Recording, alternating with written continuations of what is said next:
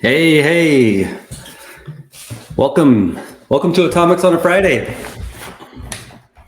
We back. We're Post back. RSA. Yeah, I know. I mean, Did you do the bingo card? none of us went. I forgot to ask you. Were you? I totally forgot. And by the time I remembered, you had already won and had everything checked off in 3 minutes. I was like, all right, well, we'll come back later. Yeah, it was good. I gave myself a pat on the back. Justifiably so. I don't know if I have it anymore, but I probably chucked it at this point. I think that went live. live. That was awesome. And I saw 5 pictures that had gotten 5 hits on the board, with minutes after posting that. I was like, oh, it's gonna be should just AI generate the next 10 boards for next year. That way there's a little more variance. I think there was one of them had 2 cubes on my board. It was pretty funny. It was disruption or something, but yeah, it was good. But we made it. We're post RSA until next year. Yep. I forgot that this episode is the no USB worm episode, which is in relation to an RSA conversation. But that's okay. We'll chug along. I'm going to kill our banner, and then we're going to bring our illustrious guest on, which I'm really excited about. So I think today, for the most part, we're just diving into a lot of demoing. So there's really not much a sliding happening today. But yeah, so all right, I'm going to add in Jose here. Hey, Jose. Thanks for joining us again, buddy. Hey, of course. Happy Friday. Happy Friday. You made it. Yes. Yes. We have made it. I have to toss this banner on because it cracks me up. I don't know where it came from, but it's so good. Deers in the headlight. When did that get added? Did you add it? I did. I don't even know. No, I think you added it. Maybe. Do we have a breach on our hands? Yeah, have we been breaching the APTs and just adding banners now? Yes. It's the low and slow. Lapsus is back. Yep. Double laps. All right. Let's see. So this week we decided that we would pick PRs from Atomic Red Team, and we would dig through whatever ones you want to grab. I'm pretty sure none of us chose the same one. I don't think I really shared. Paul, you guessed mine. And then I haven't guessed Jose's. So I have no idea what Jose picked. I think I kind of know what Paul picked. So, all All right, who wants to go first? We should get like a randomizer that picks, but we don't have that. We don't have a show producer to pick either. So we I'm so unprepared. I someone's gotta haven't pick. chosen. Mike, the secret is I haven't chosen one. That's unprepared. I'm like literally on the PR list right now. That is fair. Hold on. That is fair. I got a spinner going. Do you want to run first this time, Paul? Paper, rock, scissors? Sure. But first. Okay. Oh, Paul's already added. Oh, look at that. That is awesome. A pie chart of all things. Who's going to be? So what, does each of us get like 15 minutes or something, or 20 minutes? It's going to be Jose. Jose's first. Awesome. I love it. Oh, yeah. All right. Let's see. Super not ready. Right. But let's play a game. Yeah. Yes, let's play a game. Bring up some PRs and we'll talk about it. Let me share my terminal here. Terminal, even better. You should VI into the. Can I share both screens? Here you go. Maybe. I don't actually know. Boom. Here, I'll add it in. Yeah, looks like it worked. It's a little. You see the terminal on the right hand side, right? Yeah. Awesome. All right. Yeah, I'm gonna. Let's totally mess with this here. So I'm just gonna look at the PRs up close, and we can just link through them, if that's fair. I'll let you guys pick. Like, if you want to. There's been so many amazing Linux atomics coming in. Like, I'll be honest, and that's what I was like. I haven't really picked one, but let's just link them. I have a machine here. Let's just run them, see what works, what doesn't, why it doesn't work. Again, all of these are good to go. I've reviewed. Nice. Yeah. Like, again, like you can see, most of them are pretty. Like, I think after March 22nd, we just got a slew of them, and I'm super excited about them. So I was gonna say, look at how many you've been like rocking, like all over them. It's been busy. Look, you want to start this pipe to shell again? I'm not ready for it, so let's just try it out. I think so. Biot actually has been biological robot here has been giving us a bunch of good stuff in the repo, and I think this one. Here, let's see what it does. Pipe stuff into essentially a like curl in a URL, pipe to bash, and then see if you can detect that. Super common, right? Yep. Oh, like, yeah. Okay, I see what we're talking about. Yeah, build a curl. Shell. Yep. Yeah. Grabs the shell script here. Let's open the shell script really quickly. See what it has inside. So hopefully it's who am I? No. no, it's like, hey, being piped, right? Or not piped, basically. Here. Have I been piped? Yep. Yeah. So brings this down, runs it, bash it. Wait, is it HIBP? Have I been piped? Missed opportunity right there. So let me get I'm like, hang on, Jose. Hold your horses. Did you just start PowerShell on Linux? Everybody jinxed me on this, man. yes. I did. I don't know if this is like again, I did the wrong thing here, obviously. Like heretic. Yes, and it actually works extremely surprisingly well. Like, I am like super impressed with how well it's been working. But yes, I did. I'm running actually. So this is a Ubuntu box, if I'm not mistaken, and it's what am I doing? Yeah, it's Pop OS, right? So like straight up Ubuntu 2204. And yeah, running PowerShell, latest version. It works really well, actually. And the reason I'm doing this is because I like running Invoke Atomic when I'm usually testing our atomics. It is, to me, my favorite. It's become my favorite go-to execution engine. again, there's other awesome ones out there, but this is mine. No, I'm kidding. Carrie does a great job maintaining it. So anyway, grabbing it down in PowerShell, and now Invoke should be in there, and again, gents, let me know how do you want to run this, but for the most part, I need to do install. Never mind. What am I doing? I don't even know what I'm doing. Here we go. Let's install it.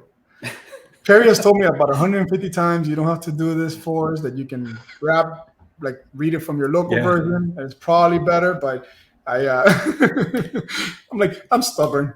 She'll eventually get through me. I do the same. Yeah, she's telling me to stop using TAC Force. What? I missed what you said. I totally missed what you said. I said I'm just waiting for the Slack message from Carrie to use stop using Force on the install. Exactly. I'm waiting for the PR to come in that just removes it so that you can't use it anymore. So the next thing I like typically to do here is I usually like to see the show details, make sure things are rendering okay, and also it allows me to pick out the tests. And again, this is how I go through these on my own. This one clearly has a few other tests in there. Like if I pop up here, open view file. It's a few more than just this one contributed. So we should kind of see them in here. And I think going back to the test we're looking at first, detecting pipe to shell. It's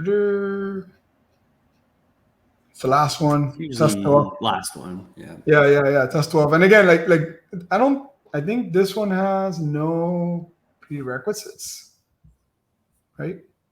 Straight up execution of the command. Yeah, there's no prereqs. There's a cleanup. There's dependencies. I guess we can run prereqs for dependencies, right? Or let us know if we met it. And by the way, that's typically my next flow. It's like, hey, actually, let me pass it the test.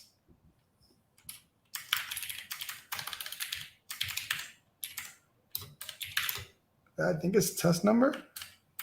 Yep, it's test number 12.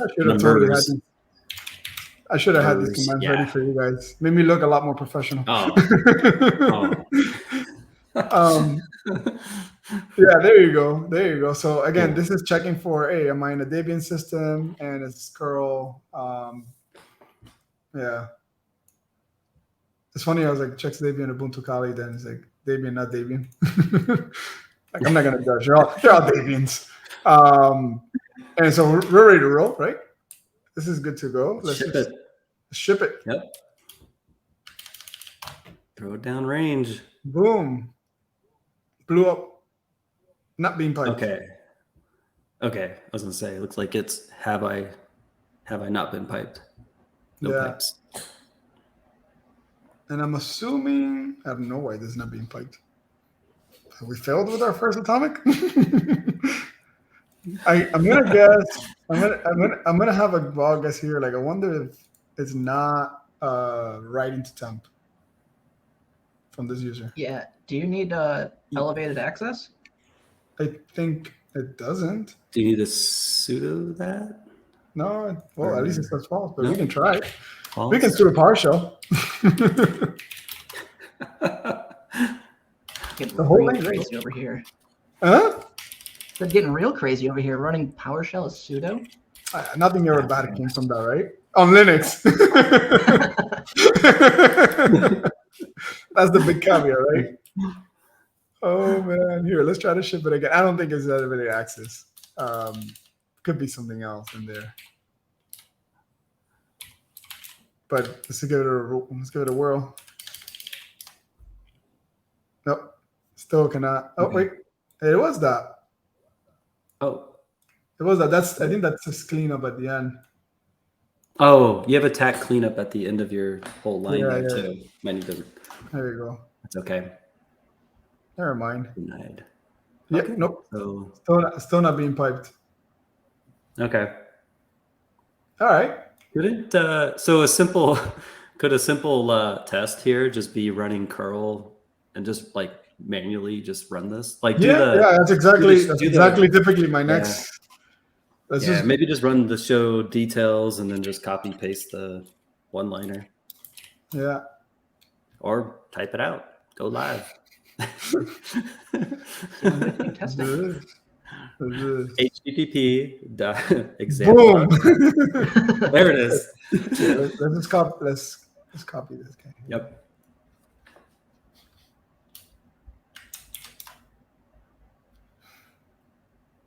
Okay. So it just can't access that. It won't. Yeah, I can access the file. So, but technically the trace, like the actual telemetry would still be there that you attempted to like to shell something. So right. I think this is the one that pipes it in though. Yep. That looked like it worked, right? Yeah, it could be that my trusty execution engine failed. To actually understand the pipe. You didn't force it enough. Exactly. Double F. Oh man, I love it. Forced pipe.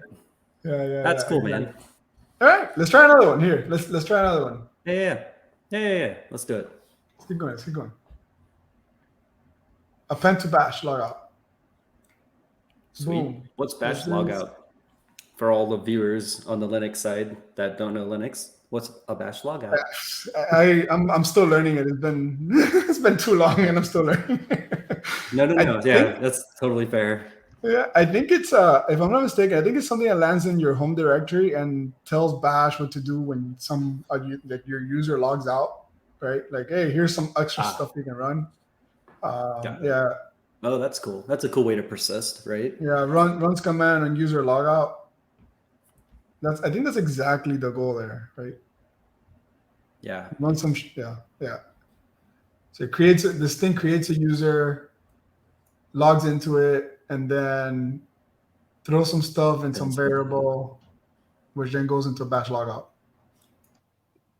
Nice. And I think that would be exactly the goal. Either clean up. I mean, if I was an actor, it'd be cleaning up my mess, or persisting, right? Yep. Yeah. That's super cool. Here, this one does require elevated privilege, so we still have PowerShell again. What did I do wrong here? Oh wait, never mind. I need to download it first. I think every time you log out of the session, it wipes whatever PowerShell like history you had in there. Got it. So we'll do this a few times if that's okay. The demo gods will not be mad. No, I think we're beyond demo gods now. We're in the demo multiverse. Yeah. You know, like it's live now, right? What is it, MCU 5th stage or something? Like, where are we right now? Yeah, we're in the 4th phase. We're going in. What's even going on in the movies? Like, so here, let's do show test again. You're like in the quantum verse. Is that what it was called or something? I don't remember the latest. I've missed. I've lost the way of the movies at this point. Where is it? Show details? I forgot what I just typed. Check prereq. Yeah, show details will give you the details. Yeah, it's not popping up for me for some reason. Completing. There you go. Oh wait, you know what? Of course. Module. It's not. You haven't installed it. Not in there. There you go. All right, that was painful. Yay! Create an append. Welcome to a day in the life of an Atomic Red Team maintainer. Oh wait, hang on. Wait, we have a banner. This is what we call #Red Team Struggles. Purple team struggles? There's maintainer struggles because this is exactly maintainer struggles. I love it. All right, so let's ship this one. There's no prereqs on this either. Nah. It's totally gonna create a user. The CSV is something to do with my the permissions for sudo. That's just execution log stuff. Yeah, that's cool. Yeah, but it worked. I think it did, and I think I just did all of them. Yes. But I think it did. I think it did. We should see. Oh, yep. Yeah. We should see a new user, and then their file it's gonna be logout. Yeah. Art. Boom. Look at that. Art was here. Yeah. So this is good to go. Again, now let me actually clean this up. I love how you're like, this is good to go, and it's already been merged. What's been going on, man? This one works fine. I'll merge it now. We're about to have a new audit process for APRs that Jose merged. I love it. Oh man, we're having too much fun for a Friday. This is awesome. I love it. Yeah. Here, what's next? This is the Friday. This is the Friday version of maintaining. You've already done 2. If you want to do a 3rd for good measure, it's up to you. 2's it if you want to stop. I was picking off the list that we went through, but we can circle around again. All right. Should we break out the wheel? Yeah, Paul, do you want to bring us back to the wheel? And then yeah. Yep. We'll see who gets the next pick. Well, there's only 2 left, but it's gonna be a 50-50. Okay. Feels well. Ready? Let's do it. Yeah. It's awesome. It feels so authentic. Yes. Here we go. Where's the sounds? Yes. What's that? Cool. Okay. All right. CGI. Is this CGI? I love it. Oh my gosh. It's top tier. That is, yeah. All right. I named my machine The Box, and so it comes up as The Box. Okay. You're like, wow, Mike, you were like completely prepared. Yeah, I was a little aware this morning. Yeah, I picked 2. I picked 2 PRs that I shipped in. I can add like a video here or something. I'll add all our video for fun. Yeah, so I picked one of them I shipped in recently was a disabling of HVCI. And you're like, Mike, what is a HVCI? That is called the Hypervisor Protected Code Integrity. And typically it's related to like malicious drivers and little things called bootkits and stuff like that. It just helps prevent evil things from happening and whatnot on a Windows machine. And so this campaign called Black Lotus campaign occurred where the adversary had, I'll drop the link, basically, wrecked a whole machine. My favorite part, so it's a bootkit. And what they did is they used a CVE from last year to elevate and then to go and like disable all the protections on the host and then persist. This is from ESET. This is just a Microsoft blog, but the ESET blog goes into the actual, I was like, did he already post it? The ESET blog goes into like a nice little graphical, like how the adversary did their thing. But so anyway, the thing that I thought was interesting was disabling of HVCI. And I was like, oh, like it's that simple. Like I can just literally just flip the switch and turn off HVCI. And, or if you're elevated enough, you could just like disable everything. So I was like, well, that's awesome. Good job. As I was Googling around, this is another link I'll share. And this particular link goes into just like how to enable HVCI and all the code integrity stuff. The thing I didn't know was that there was like a bunch of pieces that you can enable through the registry. And this is all the device guard, all these things. And I was just like, wow, HVCI, virtualization-based security. And it's all just like through the registry. And I was kind of surprised I didn't know that it was like this, but at the same time, I've never really dug into it enough to really know that HVCI and these settings and whatnot are all managed through the registry. So yeah, I basically just whipped around, shipped an atomic, doing all of this. And as I was working it, it was a little like kind of eye-opening just how quick and easy it was to kind of ship something like this. But let me bring up the terminal. Oh, the other funny thing is I found that this was like test number 44 inside of this one, and I was just like, wow, like, can we have any more tests on 1562.001? I'll just do the show details brief on this whole thing here. And I was just like, yeah, there's a beast mode amount in here. And I didn't do what Jose did and run all of them because it's a lot of tests to sit and watch. It's like watching paint dry, watching the registry paint and dry. But yeah, so here they are. I just literally threw them in there. There's the cleanups, and then I did a dependency check where it'll go and see. I was torn. I was really worried about, not really worried, but I was really thinking also about how if I'm running this, I just envision people like running this on like their corporate system that has HVCI enabled or AV and stuff. And I was thinking about, I was like, well, I want to be careful. Like if someone runs this to like disable and it like blows up their endpoint, you know, like it just, I don't know. I just was thinking about that. And so I wanted to make the prereq go and check like if it was there. And so that's what that does. And then it'll enable all of them, which again, I was kind of questionable about enabling them, but ship it. And so then this is the actual command that it runs. So anyway, didn't mean to drag that out, but I just thought the reasoning of all the things was kind of interesting. And it's like done, HVCI is disabled, and now you can go and run all the evils.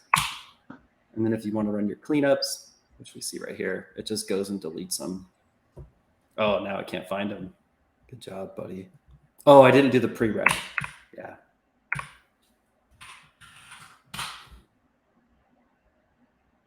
There you go. Then do your cleanup. Oh, yeah. There we go. Demo gods are in the favors. Mike. So that was that one. Way more prepared, man. I should have come up with a good reason for bash logout.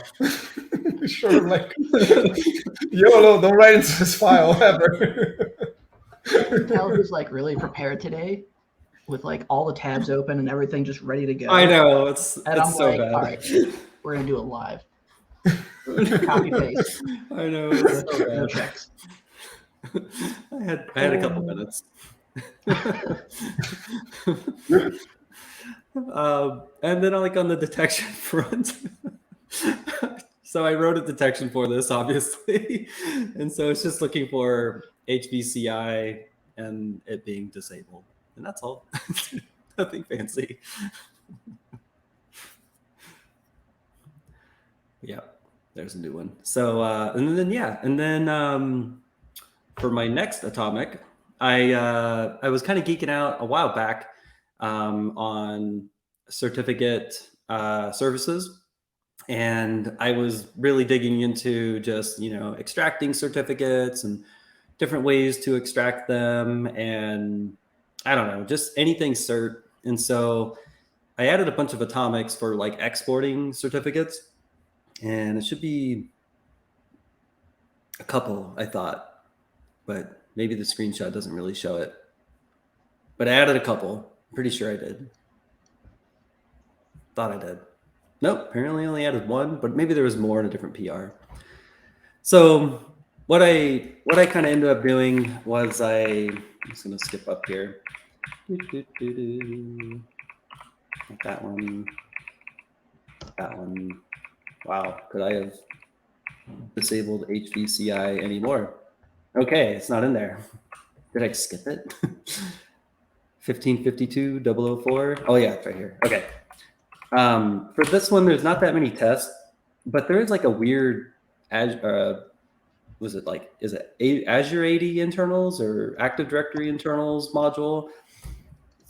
That always comes up, and like it's always bugging me when I run prereqs on all of them, so I'll just skip it.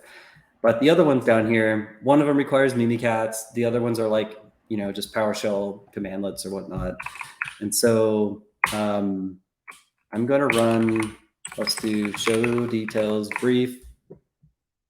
I'm going to skip 1, 6, and 7 because that pretty much has like nothing to do with what I want to do, what my PR was. And you can just comma separate all the ones you want to do. And let's see if this works. Yeah. So running show details, you get an idea. Like this one, like for instance, this last one, we'll grab Mimikatz. It will run, where is the command? Right here. It does the crypto certificates, crypto module, grabs the certificates from the local store, and then it exports them. And this will dump like a bunch of PFX and files to the disk. It's fairly noisy. And I believe when I was testing this, if you run Mimikatz from Cobalt Strike and or Metasploit, I believe, it still writes these to disk just like that. And then the other ones are kind of the same. It just tells it to export the PFX or the certificate from the local machines store in the main user store. So basically the same thing, just different ways to do it. And they generate a little bit different behaviors as far as if you're running it on like a certificate services server. So if the adversary had access to the cert server, it will have different behaviors related to like the CAPI logs, which is the crypto API logs within the ADCS. And so it can look kind of interesting, which brings me to my next thing, which I'm glad I reminded myself. If you have ADCS and it's running and whatnot, there are some sweet event logs in here. This is my side tangent. There are some really interesting event logs related to when somebody requests a certificate and when a certificate is issued. And I had detailed this in that blog that I wrote. It's right here. It's this one, breaking the chain, defending against certificate services abuse. I'll drop that into the comments there. And it goes into all the screenshots and it shares like what things look like from like adversaries perspective, running the different crypto modules down to the actual analytics running or requesting or exporting certificates, and obviously all the different event logs and stuff as well. Because if you remember this, Paul, you gave me this one, which is absolutely amazing. This PowerShell one-liner. I don't remember that, but I'm glad it helped. Oh, yes, it's awesome. Yeah, it just gets the one event log and you tell it which event log, and then it dumps out all the event IDs and a short description. Oh, yeah. And then Nas actually has that amazing repo where they programmatically and systematically run this on various versions of Windows. So they'll dump out all of the different ETW providers and the different logs exactly like this. So they're already pretty much done. Let me track down that repository because that is top tier. Is it the EVTX one? I think that was it, right? Yeah. So yeah, I think so. I think it's in there. Here, look. I think I had it ready. Oh, I got it. Going live. In a minute. Yep, the EVTX repo. Yeah. Yeah. Perfect. Yep. So yeah, that one. So yeah, I dug into all this certificate stuff, and that kind of led to, just kind of digging into these things. And so then the simple, just kind of wanted to showcase what the data looked like. Obviously running straight Mimikatz, you're going to get the modules like that, which is kind of on purpose. And the file mods I'll show next, but like the Certutil, which was this particular export PFX, was probably one of the more like the leading ones that was used, I believe, during the SolarWinds breach. They had exported the certificates using export PFX. The thing I don't show or I didn't have lined up, unfortunately, was the PowerShell export certificate and stuff like that. But I was just using the PowerShell 4104 logs and just look for literally just export PFX cert certificate and export certificate, and that it just lights up pretty well. And then if you see down here in the bottom, this Aurora agent has been going nuts on normal things, but when I did run these tests, it enjoys going crazy on these as well. There's all kinds of signal rules out there just for these particular behaviors. So here's the file mods. It will dump, depending on which crypto piece of the crypto module for Mimikatz you run. It's in the blog. It's outlined which stage it'll dump a certain type of like file name. And if you go and dig into the Mimikatz source code, it's there plain as day as well by which module and which piece will like dump each particular thing. And it's funny, I was thinking about this. I saw a tweet from Casey yesterday, day before, about tracking, I think he said PFX files in your environment. Oh, it was related to AWS like keys and whatnot. And I was like, yeah, it's definitely a thing. But yeah, this was, I thought was kind of neat. You can see like these are just random things, but then now you have like the atomic PFX and stuff, which I actually have a pending certificate waiting to be downloaded. And so if I import this, it's obviously going to follow up as a file mod. But all these ones down here, excuse me, these local machine ones are all from Mimikatz. It's just like noisy, and it dumps out like 5 or 6 at a time. There's like 3 pages of certificates. And then last but not least, I had one event in here. This comes from the certificate services lifecycle operational log. And when I was digging into ADCS, this log was really interesting. And it basically just means like a certificate's been exported, this event code 1007. And if you remember the blog, the little one-liner that Paul gave me, I call it out right here. 1007 is when a cert's been exported, a new cert has been installed, things like that. So this log tends to have like some really interesting data in it. The CAPI logs, the crypto API logs in Windows as well. I think it was Microsoft says that it's meant for being like a verbose like way to track like crypto issues on an endpoint connecting to AD and or connecting to ADCS or anything like that.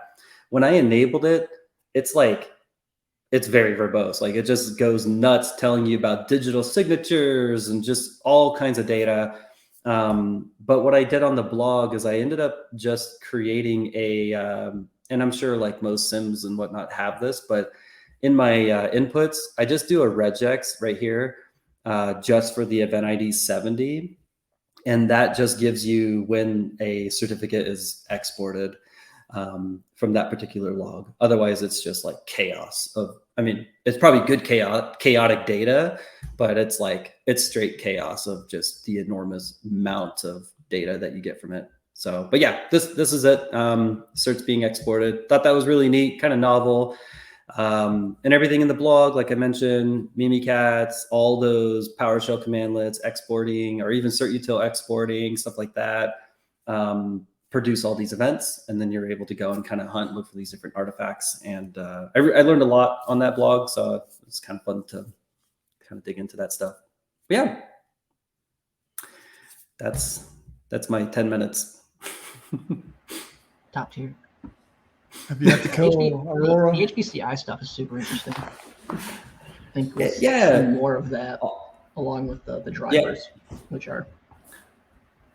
Yeah, I hear there's like this cool site called LOL drivers or something, and never heard of it. They're tracking a lot of that stuff. I guess it's kind of interesting, right? I mean, check it out. Have you had to kill Aurora to get certain things to work? No, I haven't. It's not blocked. It just triggers. Nah, no, it just hangs out, monitors, generates a bunch of telemetry, and it all goes into the application event log. I noticed, And so you can go and Splunk that. And I think you worked on that TA, Jose. So it has. I have no idea how it works in them. No. I remember Tell me like more. bunch of telemetry in there. I'm like, oh man, this is awesome. Yep. But I don't Oh think yeah, like, that's great. I don't think it's blocking by default. Yeah, and a bunch of Sigma. I mean, you're gonna all Sigma. They can block. Yeah, they can block though, if I remember correctly. Yeah, Yeah, that's awesome. I remember. Yeah, I remember working on the FotoOne stuff. That was fun. Yeah. Who's gonna be Go next? Paul! All right. Who's I'm gonna spending be? the CGI dollars, man. I'm telling you. I win. All right. Yeah, You are a winner. I can close that now. How many I remember what these day tests morning were. shows have spinning wheels? Was it Who Wants to Be a Millionaire? No, wait. Price is Right? No. Price is Right. That was a Do they good have one. spinning though. wheel? Wheel of Fortune. They Wheel do. of Price is Fortune. Right has the Wheel of Fortune. But yeah. All right. Every time. Hold on. Oh, that's an interesting atomic. Yeah, I wonder who did this. You're on test number 50. This never happens, right? Nobody ever disables Defender. Oh. Or use RemCom. Oh man. Okay, so all right, this is the RemCom one. Got it. So RemCom is like the open source PS exec, so has similar functionality to it, just a little bit different implementation.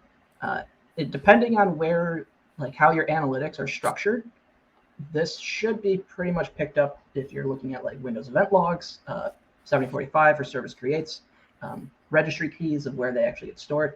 So it shouldn't be too different, but variance in tests to determine that is always important, especially if you're thinking, right, if you built the test only looking for things like psexec.exe of the binary, and you run this, like now you have a gap. So having the variance, even if the technique is, or the result of it is still similar and ends the same way, it's always good just to kind of validate those. And I am sorry, I wish I knew how to, oh, here's the pin. Oh, there we go, okay. It was freaking out and just extremely distracting. So functions almost identically to psexec. We can give it some input parameters, which we will provide, and then go. And of course, we can prompt for our input arguments for this test. And the first one is path. We'll leave it there. Hopefully it exists. I don't remember if I ran the prereqs. Did you ship this one, Paul, or was this one that I shipped, or was someone else? I don't remember who shipped this, but it is a solid test. Oh, cool. Hold on. It sounds familiar because I was working on RemCom recently. Get prereqs. Like, Satisfy. Again, great thing about atomics, if there's a prerequisite needed, it will attempt to go resolve that for you, so you don't have to do it, and then we can just retry this other one again. So we'll leave that. oh, yeah. Local host, and of course we could specify a remote endpoint, so if we wanted to see it over the wire, we could do that as well.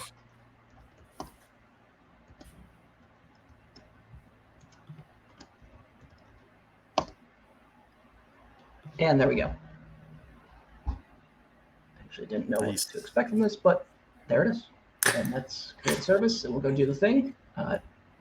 Should have, I believe, launched calculator? No. Should pay attention. The local one should have, I think. That's why it's familiar. I think I tested this. I have a screenshot in the PR. Yeah, it executes command. Oh, command. Because of the user, it will actually execute it somewhere else, not here visually. So, but Yep. does the test work? On to the next one. Wait, we're gonna change it up. We're gonna go to this box. This was a fun one. So it comes from a LiaQuest blog on Sock Ghoulish. I forgot who created this one. I did fix it up a little bit. So one of the things in this case is when using WMI to execute this, because what you want it to do is actually do it on the domain controller. So instead of having to know what the domain controller is, we can use a little PowerShell magic to go get that. So in this case, we just assign a variable, use the environment variable logon server to go get it. If you just run this, you actually get some like a lot of data returned back. But then all we want is the actual IP address. So then we use some more PowerShell magic to strip that out, and then assign the IP address, convert it to something that we can then pass in. So that way, when we run it, again, we don't have to know any of it. Or if you're in an environment where there's 20 domain controllers, you don't want to have the wrong one. It will just do the magic for you. So if you run the test, it will go and do the thing. And it broke. Why not? IPv6. Oh, Local network. I mean, now you got two problems. Somebody should have tested this before merging. That's all I'm saying. Hashtag maintainer struggles. Yes, where'd it go? Where's that banner? Maintainer struggles. Well, this worked on my box. I'm trying to think why this didn't work. It looks That's like not it's been even- merged. No. Okay, so that's my current box. This isn't even working. If you go I look at remember the you were PR, working the on proof this. exists. Like it worked. Yeah, it was definitely not a different box. So AD is broken on this, but it simply will call out, and then it will use the Wevtutil binary to export out specific event ID from your event logs to grab the logged on users so you can identify who's potentially active within the environment. So that was just kind of cool. So you can grab it via NTLM. And then the cleanup command will actually go and delete it. So it writes it into the root of C, as you can see here. And then it will attempt to go delete that. So you don't want that just sitting out. And of course, in a lab environment, if you don't clean it up, it's not the end of the world. I guess Wait, it- you use a lab environment? No. I just call prod lab, so that way it sounds like I have a lab environment. Yes. It's deception. It's sleight of hand. Same difference. Yes. Yeah, it's in the lab. Yes. It's a lab for somebody, right? Yeah, somebody's lab. That's true. Paul never said this was his. Exactly. So this PR actually from Teoderic over at the Splunk Threat Research team had like 7 or 8 tests on it, which come from a sample breaking down, which is a RedLine. So it's actually really cool the different techniques that they use. Even if some of them are kind of like patched by Microsoft since then, it's still interesting because think about it, an adversary is not going to know if it's patched, so they may just slap it in there and hope that this helps continue their execution. So this one is just one where it's simply disabling notifications of Windows Center, right? It's in the corner, kind of like Mike's Aurora agent, where it's simply just popping up alert after alert. It will then try and disable it, depending on, again. So this one should work.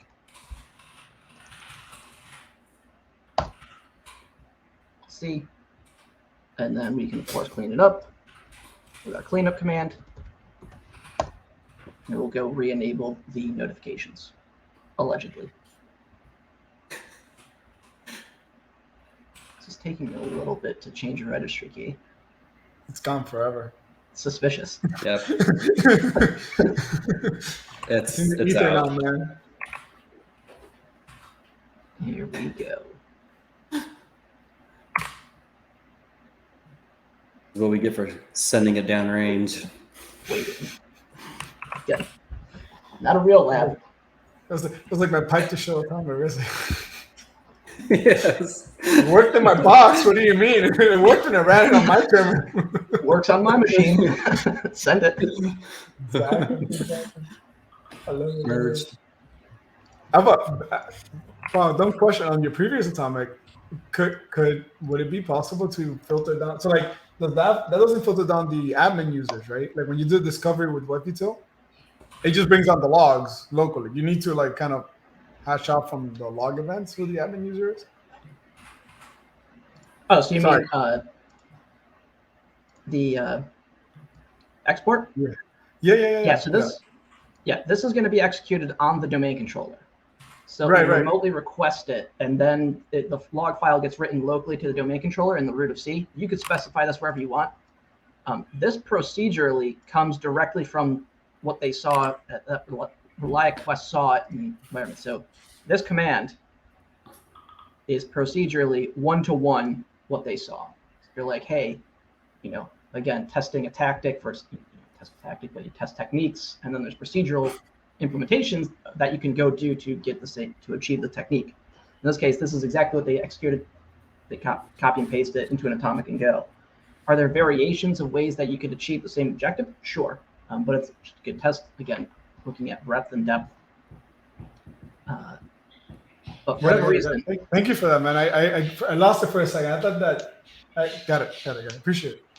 Yeah, and so we could see that I am connected to on the domain itself, but for whatever reason, it is showing up as nothing for environment for logon server. All right, Bugman. I love it. Nothing. Phenomenal. But in this case, we can see it's just locally. So in this case, because this is a local terminal session for a local user, that's probably why it's actually broken. If I logged out from the local account and logged in as a domain account, it probably would work better. But now how do I get out of this?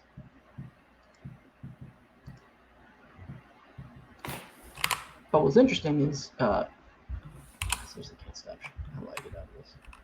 We're just going to remove that. Okay.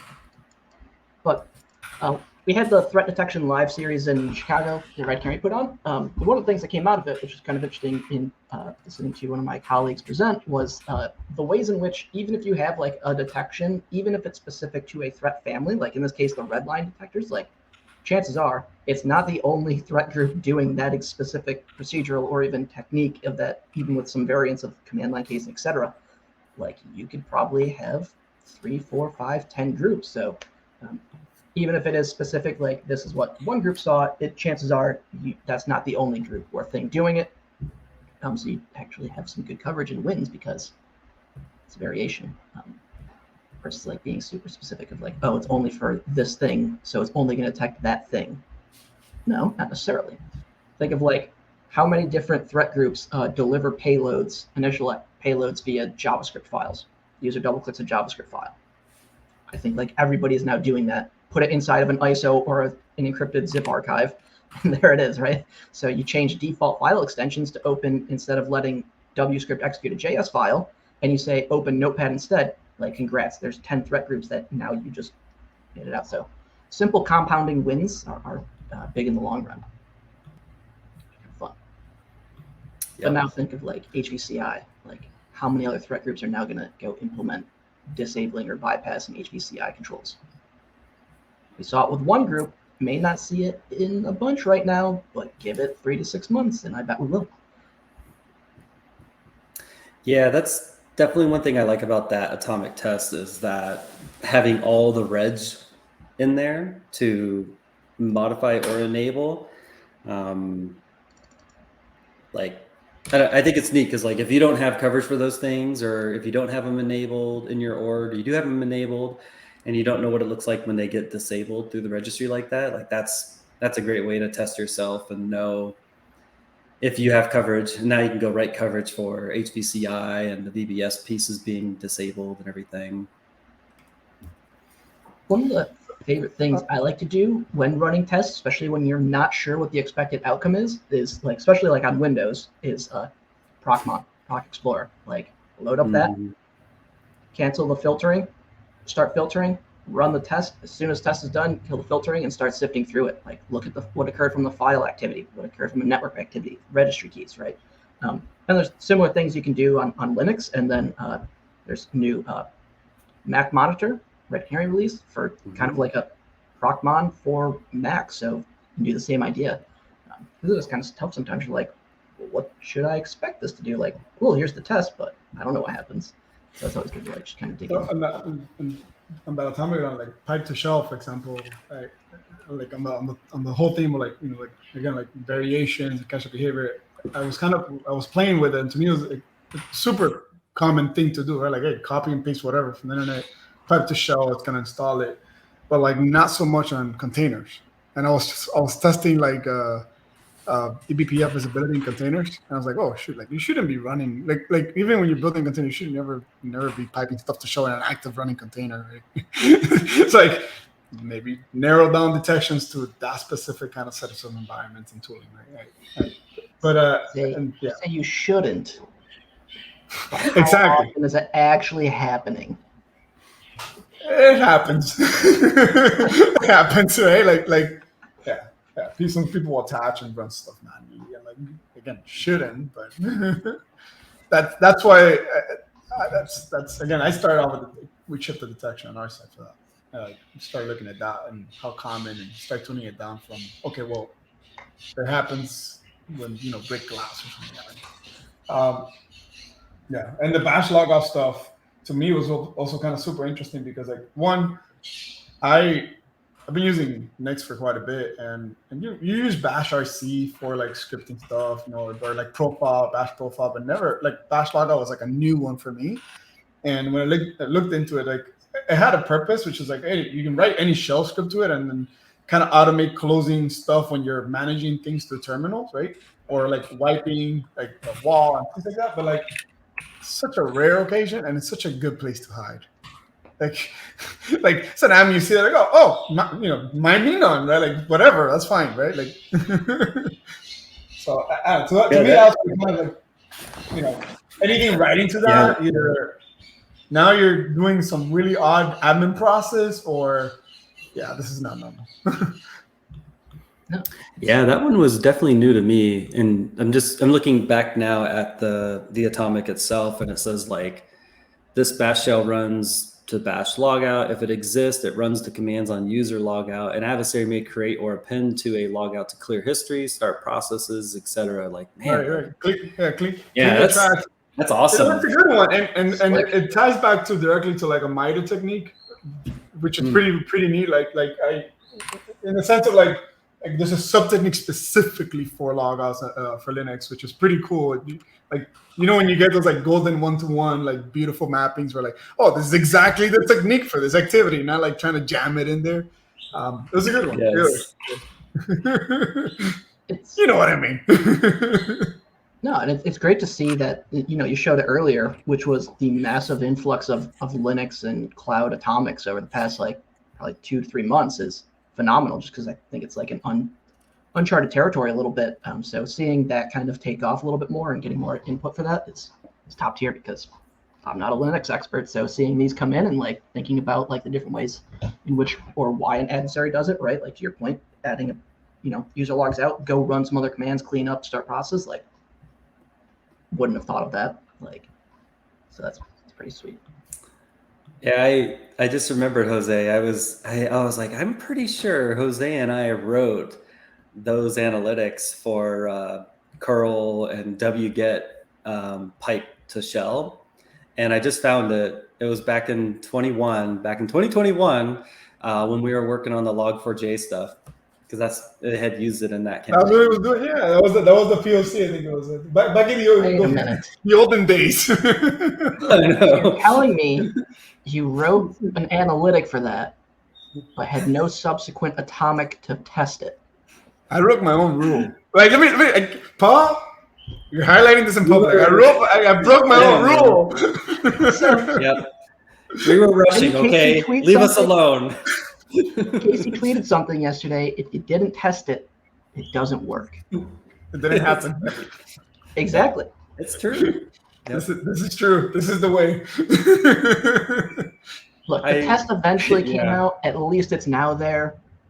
Yeah. Can't complain. 2 years later, it's fine. Still doesn't run in book, but that's my fault. Where's the maintainer troubles? Oh, yeah. Got you. I love it. I hope nobody else on the maintainers team watches these, because we're in trouble. Eject. We're about to have a massive audit. Oh, man. I love it. Yeah. That was fun. Happy Friday. Yeah, buddy. Happy Friday. You're starting it or ending it? No, your box name? Silicon Valley, Paul? That's Eric Bachman. That was a documentary, man. Let me tell you. At first it started out, you're like, oh, that's kind of funny, and then you start to realize, like, Brad starts thinking, I lived this. Like, now I'm basically just watching a fiction version of day-to-day life. And it's like, all right, I can't watch this anymore. It's too real. All of a sudden, the show comes out like David Attenborough, right? Like the typical software engineer wakes up in the morning and watches this show. I'm a huge fan of David Attenborough and would absolutely pay money to have a documentary of him like doing like a tech day in the life of like tech or cyber. We should 11 Path. We can make it happen. You know, 11 like the voice changing Nest Atomic on Fridays, narrated by David Attenborough. Just put it out there. You know, up level CGI. Oh my goodness. This is where AI went wrong. We're gonna start thinking we got David Attenborough to come work with us and do some voiceovers. I'm in the Do y'all want to see a quick demo of something that I'm working on? Of course. Doing it Okay. live? Absolutely love to. Oh yeah. Yep. Question. Let me share. I know this is after hours. Atomics on a Friday. Let me share it up here. After Dark Atomics. After dark. Okay. Share this. Okay. So I tweeted it a little bit, but it's super cool. I'm working on I think Paul, you might know. I've been working a little bit on I think you actually know too, obviously, Jose. I've been working on bootkit stuff lately. And so I've been kind of learning all kinds of new crazy stuff and just trying to understand how bootkits work and all that kind of and whatever, right? So that's where like the Black Lotus campaign kind of stuff creeps in and speaking out on those things. So I created a quick script here called The Boots.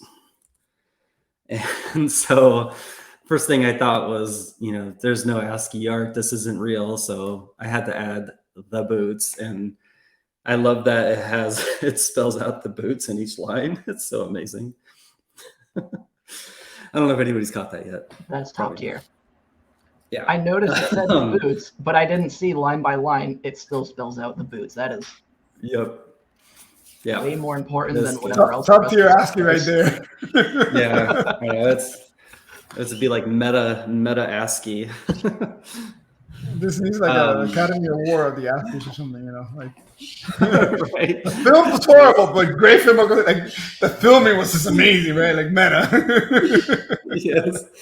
Yes. So there's a couple things that I've been digging into, and the first one's the boot execute value within the registry. And let me bring up the code as well here. But so basically in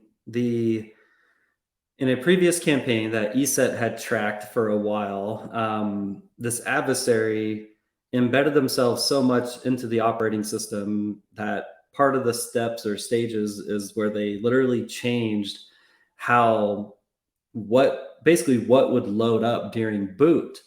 And so by default, and the reason why this test is here is by default, it uses the auto check, auto CHK, and auto CHK would be the auto check binary on disk. That's what it would run. Well, this particular adversary, I think it was APT 28 or 29 or something, they changed it to number 1 here, which is auto CHE.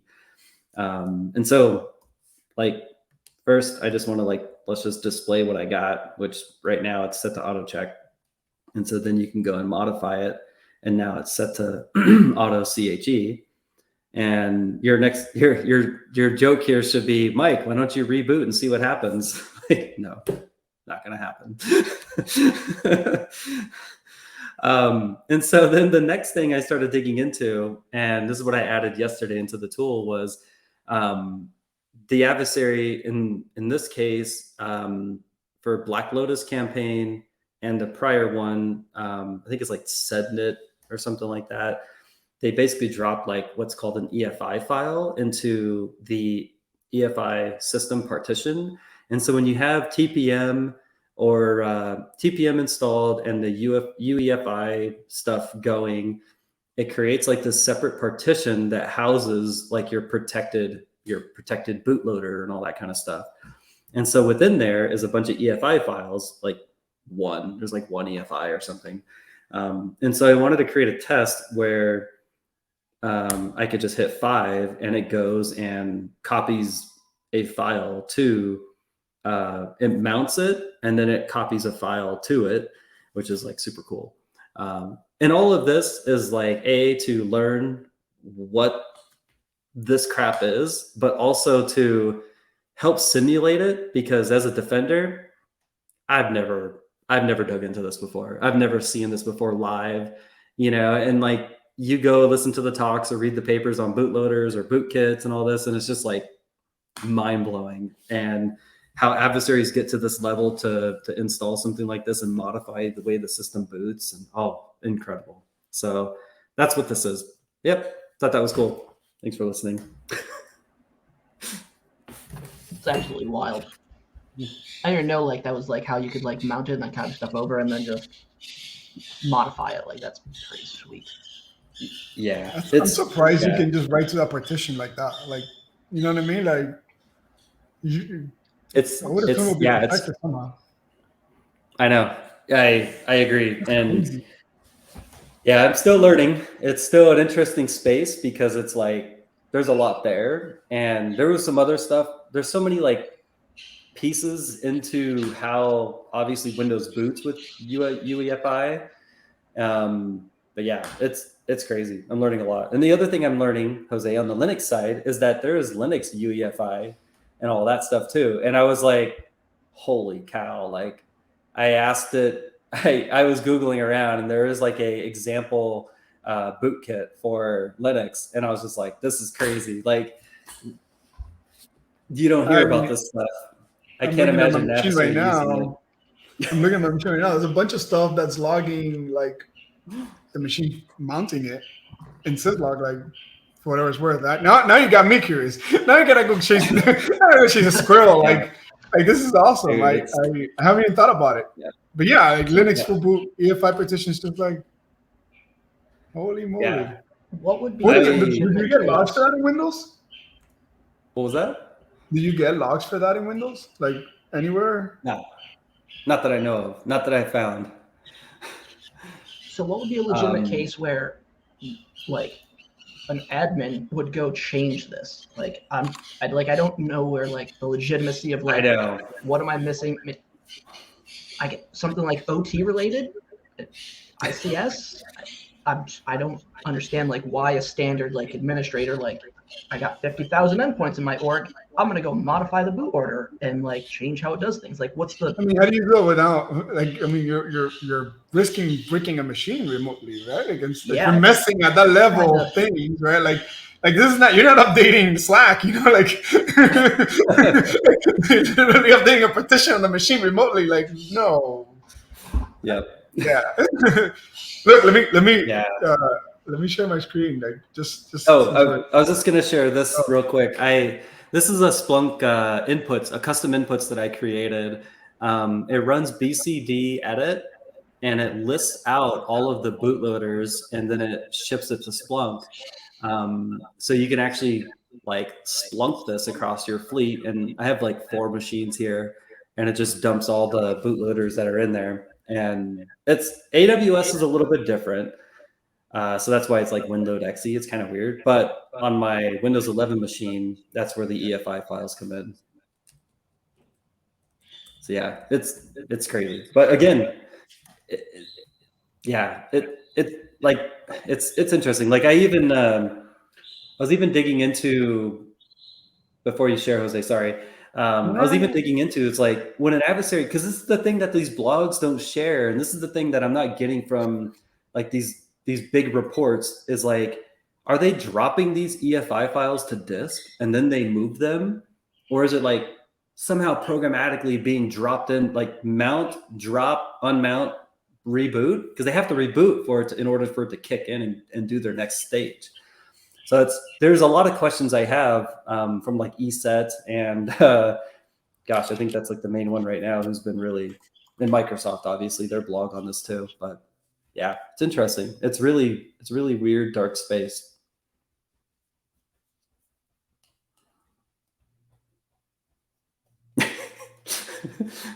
Your face, Jose, was like, I got too many bootloaders over here.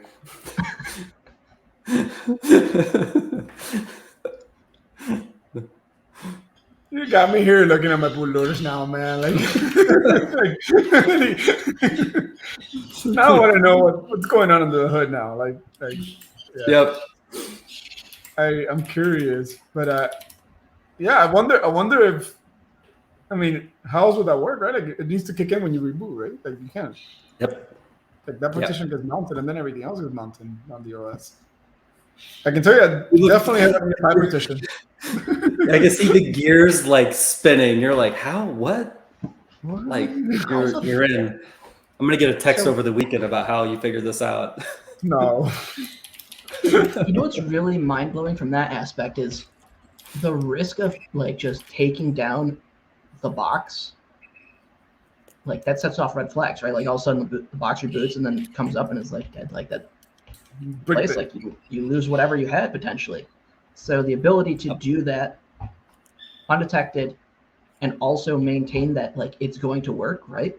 Like, I'm wondering how many times did it potentially fail? Like, how long were they there? Because I'm sure there were specific things that, like, requirements that you needed to know in order to create it and then go do it.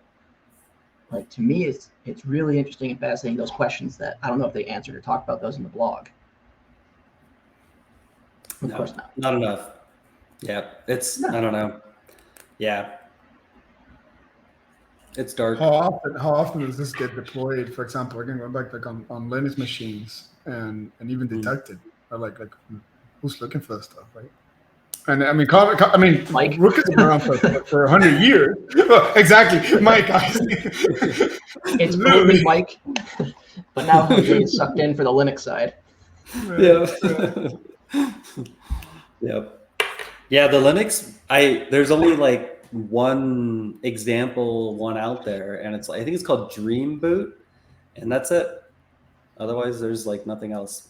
And there's no reported adversary publicly about adversaries using it against Linux or anything. So that would be the space I'd love to hear more about. And I think it's a visibility thing, right? I'm pretty sure if they're doing bootloaders on Windows, they're doing bootloaders everywhere. Yeah, I mean, there's system logs clearly that show what EFI bootloaders loading when the machine starts. I'm seeing them right now. And there's configs for this on the operating system, but like, how do you know which one's bad and which one's good? Right? Like hash matching? You know, I don't know. Like, you can change the name. I'm assuming right? The name by UUID. I don't know. Where's it in data? Now I gotta go hit a Linux fleet somewhere for this.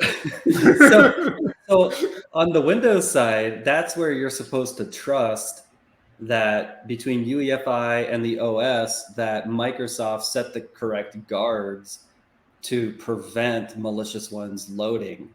And that's why this adversary, in particular, Black Lotus campaign, disabled everything. So they were just like, just blast it, right? Like, they could do whatever they want at that point.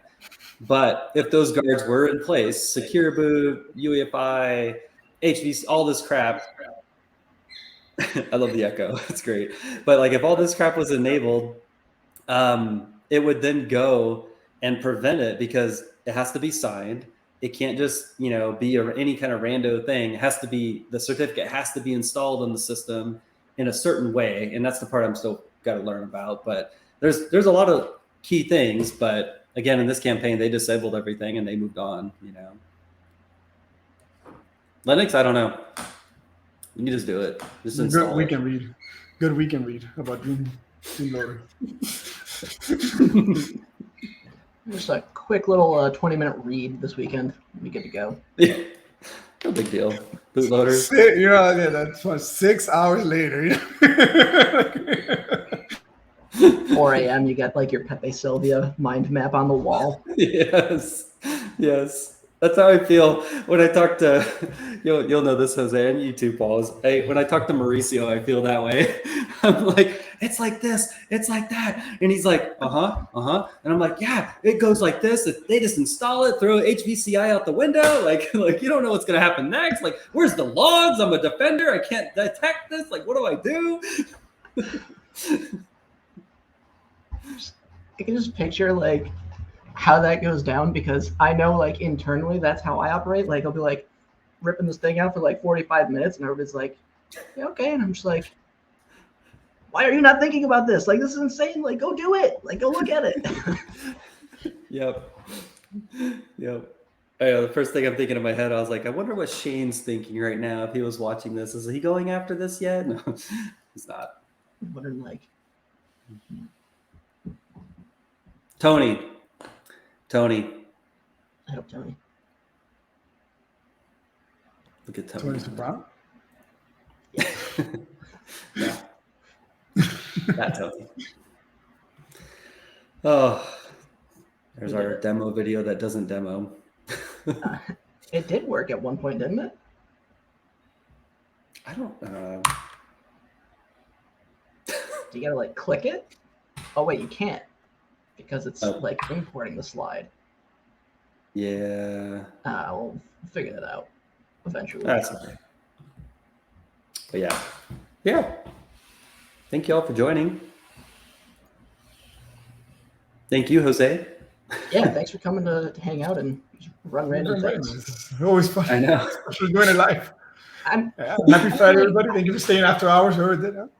It seems chaotic, but in reality, like this is like the great way to just spur conversation and like get the ball rolling. Like it seems completely disorganized and unfunctional, but welcome to the world of threat research and detection engineering. Have you met BGP? Let me show you BGP really. Chaotic. Oh man. Sorry, I don't know why that comes to mind. Makes sense. Awesome. All right, Danielle. Thanks for joining. Catch the chaos next time. Thank you. See you in 2 weeks. Lego. Thank you, Paul. See you later.